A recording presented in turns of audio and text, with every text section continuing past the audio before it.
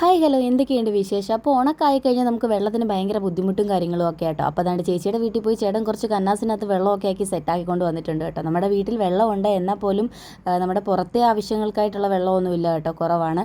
അതായത് കൃഷിക്കും ചെടികൾക്കും ഒക്കെ ഒഴിക്കാനെ കൊണ്ടുള്ള വെള്ളം വളരെ കുറവാണ് കേട്ടോ. അപ്പോൾ എന്നാൽ അകത്തുള്ള വീട്ടുകാര്യങ്ങൾക്കെല്ലാം നടത്താനെ കൊണ്ടുള്ള വെള്ളം കിണറ്റിലുണ്ട്.